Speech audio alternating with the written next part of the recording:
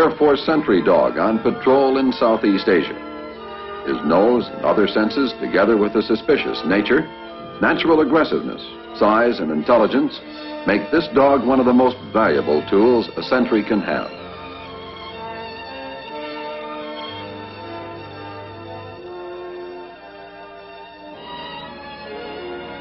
He is used best in isolated areas, away from activity, away from traffic, and as far from aircraft noise as feasible.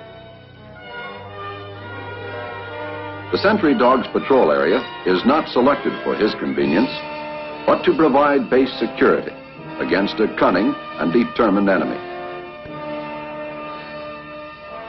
The sentry dog and handler work at night to counter the cloak of darkness so useful to the enemy.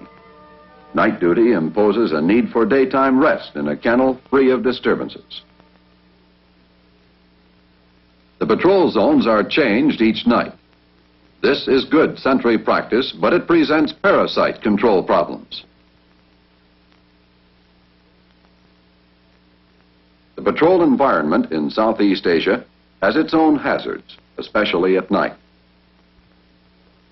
These range from deep sand to rocky ground. Marshland and grass-covered debris and hidden wells are not unheard of. This terrain results in bruised, cut, and split pads, broken claws, and occasional fractures of foot and leg bones. The flora is hazardous in several ways. It is a breeding ground for parasites and their intermediate hosts. Sawgrass and elephant grass have sharp edges, especially in the dry season. Cut stubble, when dry, is very sharp and can severely lacerate pads. Temperature in Southeast Asia has both regional and seasonal variations. Heat stroke, while under control, can never be ignored.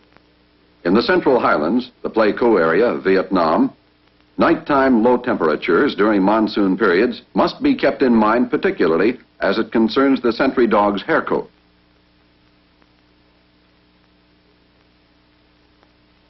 Precipitation is confined largely to the monsoon rainy season in Southeast Asia. About 5 months of daily rain with occasional tropical storms of the typhoon class.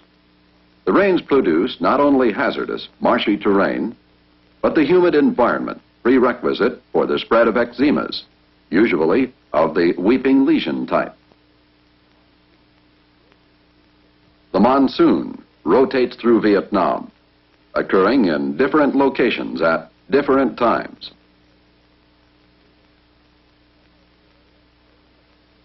Fauna of the area are another potential hazard. Rabies is endemic and there is no rabies control program.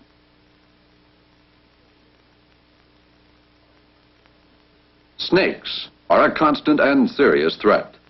The dog, rather than the handler, is more likely to be bitten.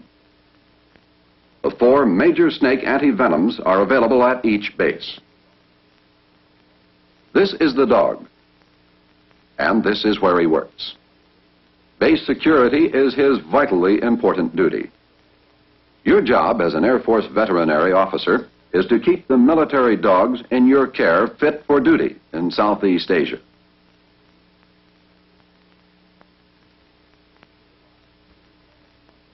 You could arrive at any one of a number of bases in Southeast Asia. This is the passenger terminal at Ton Sanut Airfield, Republic of Vietnam. There is a possibility you won't be met at a passenger terminal.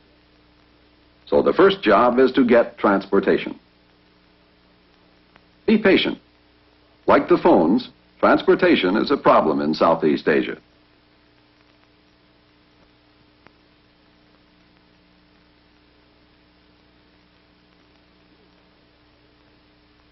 If you arrive at another base, you will be visited by the staff veterinarian, 7th Air Force, within a very short time. Arriving at Tan Sanut, however, you'll meet the 7th Air Force staff veterinarian there.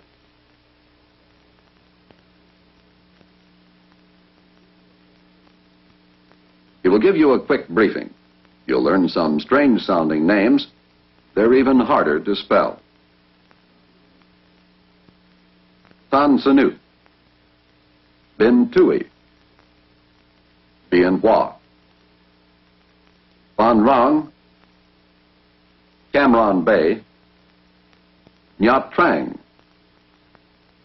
Tui Hoa, Pleiku, Phuket, Da Nang. You'll be briefed on the manning situation. When no veterinary officer is assigned to a base, a veterinary officer from another base is assigned on an attending basis. The number of people assigned to each base is dependent on the overall job to be done, including the SENTRY dog program. Your primary duty in the SENTRY dog program is to keep the dogs fit for duty, and in the event of illness or injury, effect recovery so that they may return to work as soon as possible. The staff veterinarian takes you to meet the dispensary commander. He briefs you on the immediate situation. In addition to the veterinarian's concern with the individual welfare of the dog, the herd aspect must be considered. These are not individual animals living in dispersed environments, but a number of animals living closely and working in the same environment. The dispensary commander starts you on a tour of the area in which you will be living and working.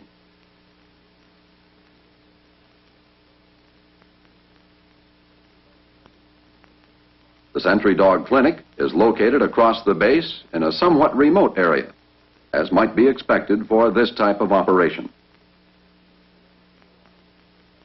You meet the NCOIC of Veterinary Services, who shows you around the clinic.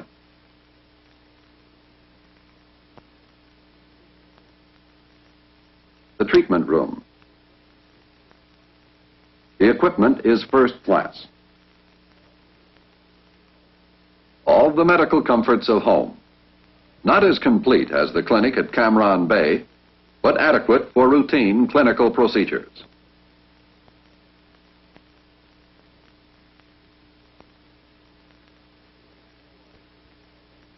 The NCOIC of Veterinary Services introduces you to the kennel master. He works for the security police flight and is responsible for the kennels. The kennel is well constructed. Concrete pad and steel fencing designed for thorough sanitation, adequate natural air circulation, and shade, essentials in Southeast Asia. This is where the SENTRY dog lives, where he rests, and where his health and welfare are maintained.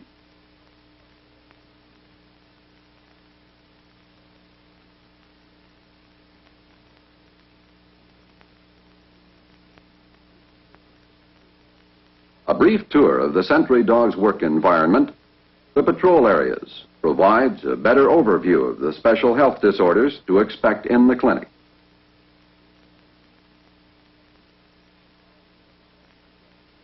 Now you are beginning to get acquainted. Visit base billeting.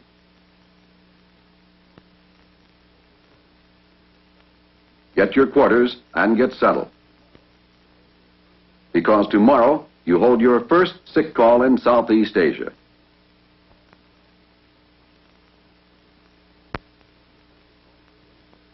During the SENTRY dog daily sick call, the dog's handler is an excellent diagnostic source of information. He has the advantage of knowing the dog's behavior and condition norms. His presence at sick call means he has recognized a recent change. One disadvantage the handler suffers is his daily contact with the dog. This may cause him to overlook very gradual changes. Normally, his knowledge and experience will be helpful.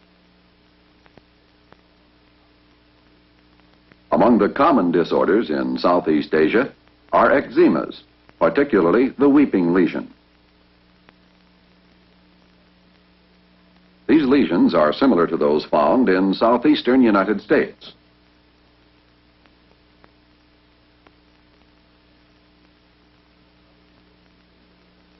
Another condition seen frequently is otitis, which may be complicated with ticks or mites, hematoma, or a combination of all three. Conjunctivitis is a recurring entity. There is some evidence suggesting that it is infectious and possibly zoonotic.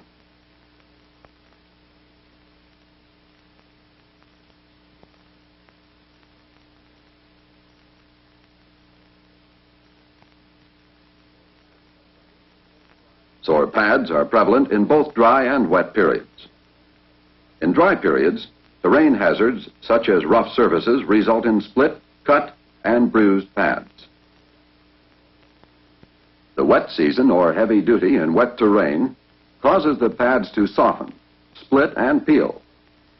Injuries to the paws, especially cuts, horns, and abrasions, result in large numbers of lost duty days. And keep in mind, for every dog unable to work, there is a handler who cannot work as a sentry. Parasite control is a continuing problem throughout Southeast Asia. Ectoparasites are controlled by dipping the dogs monthly during the monsoon season.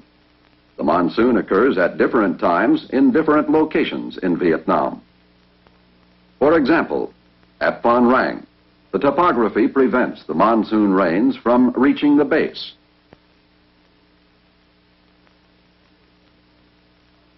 Endoparasites are prevalent in Southeast Asia and require constant vigilance. Hookworm is one of the most serious threats to sentry dog health. Control requires periodic treatment and application of herd techniques. We will see a good example of this later in the handling of parasites at Nha Trang. Heartworm is a serious malady throughout Southeast Asia. This is Binh Tui Air Base in the Mekong Delta. Foundation for the base is all earth fill, surrounding area swamp, an ideal breeding ground for the mosquito. Heartworm is especially acute here.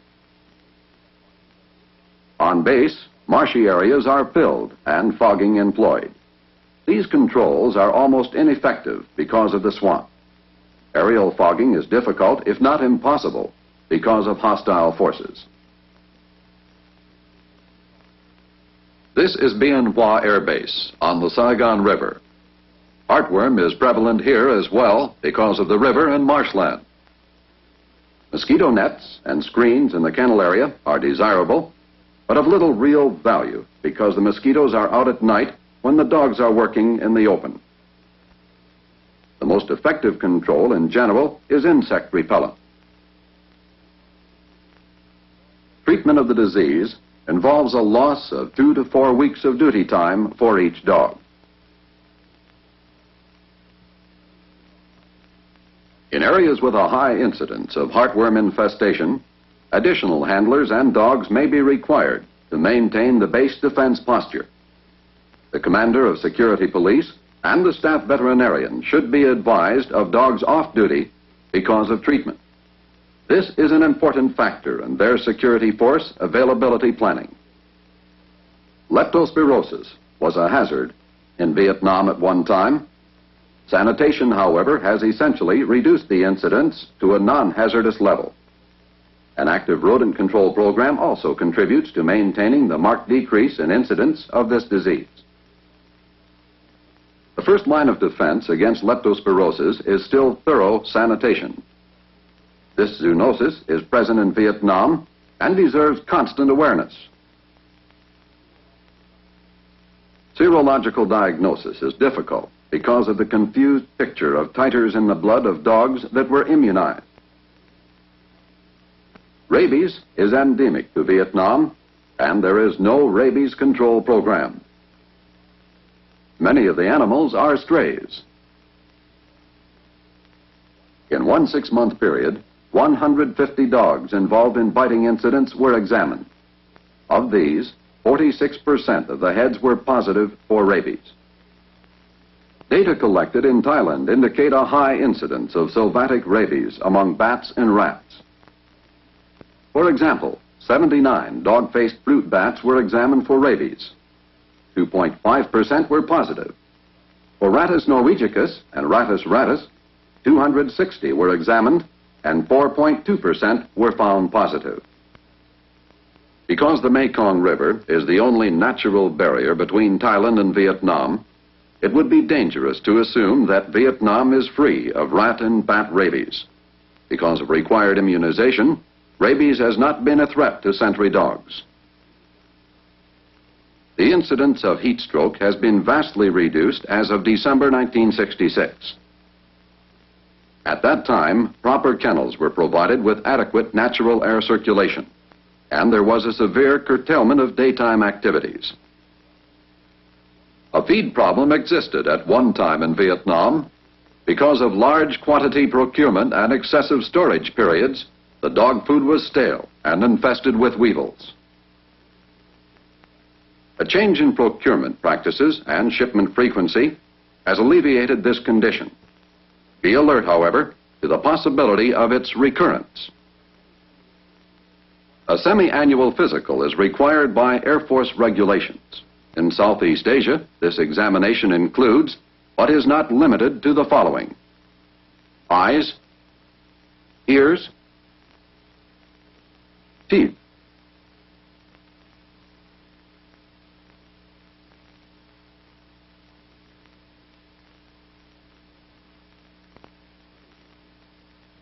anal glands,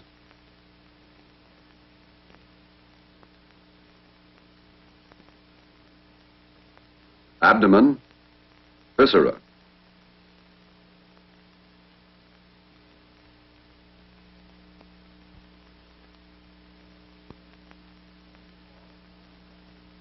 paws and pads,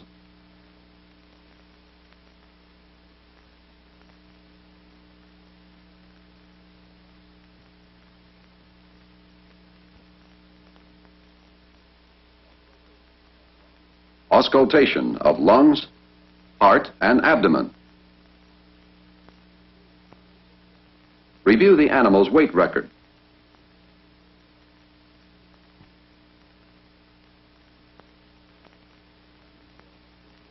Examine for microfilaria,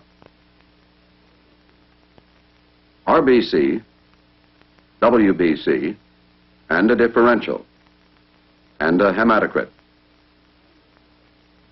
Evaluate the hair coat, both undercoat and coarse outer coat. Examine for hip dysplasia and other skeletal irregularities. When indicated, make radiographs.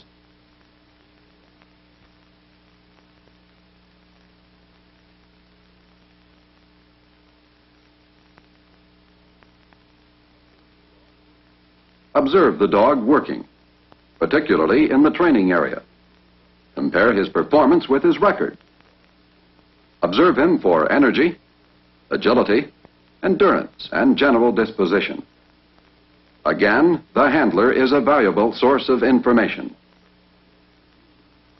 Finally, review the entire medical record for any past conditions that might indicate a future problem or the need for a more extensive examination.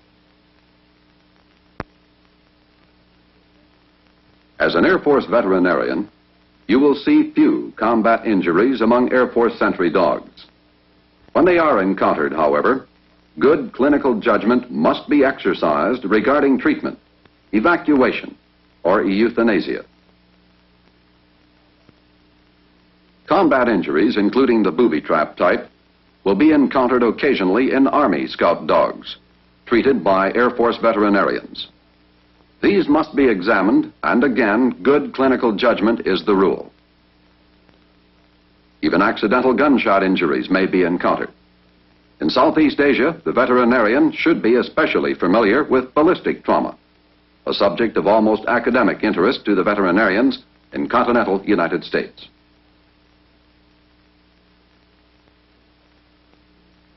Accidental injuries more commonly encountered are dog bite, broken claws, especially dew claws, and broken bones, especially of the leg. An example is this operation to pin a broken femur. The dog was air evac from Pleiku to Cam Ranh Bay and treated immediately. Examination showed that in this situation, an open reduction procedure was called for. In following this procedure, the pin was installed and the broken bone joined. proper pin installation was verified by radiography. A full recovery and return to duty were effected.